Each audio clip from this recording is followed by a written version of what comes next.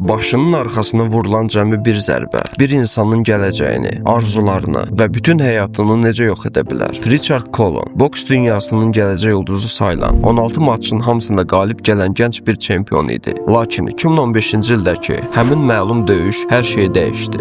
Rəqibinin qaydalara zidd olaraq boyun nahiyəsinə vurduğu qadağan olunmuş zərbələr onun beynində ciddi qanaxmaya səbəb oldu. Döyüşdən dərhal sonra paltar dəyişmə otağında huşunu itirən Richard tam 221 gün komada qaldı. Oyandıqda isə artıq nə gəzə, nə də danışa bilirdi. O 11 il boyunca yatağa məhkum yaşadı. Anasının və ailəsinin sonsuz sevgisi ilə həyatda qaldı. Lakin illərlə davam edən bu ağır mübarizə avqustun 13-də 33 yaşında gözlərini əbədi yumması ilə sonlandı. Bu yalnız bir boks faciəsi deyil. Bu insan bədəninin nə qədər həssas olduğunu xatırlatmasıdır. Biz bəzən gündəlik həyatda, adicə bir davada, zarafatla başa vurulan bir zərbədə və ya anlıq əsəb zamanı nəticəsini düşünmürük. Amma unutmayın, həyat zarafat götürmür. Anlıq bir hirs və ya xırda bir zədə dediyimiz şey qarşıdakı insanın bütün taleyini qaralda, onu ömürlük əlil edə və ya həyatına son qoya bilər. Özünüzü və sevdiklərinizi qoruyun. Zərbələriniz heç vaxt kiminsə həyatını söndürməsin. Daha çox belə dosyalar üçün səhifəni izləməyi unutmayın. Tarixin ən gizli əməliyyatının təfərrüatları və dəhşətli faktlar barədə videonu indi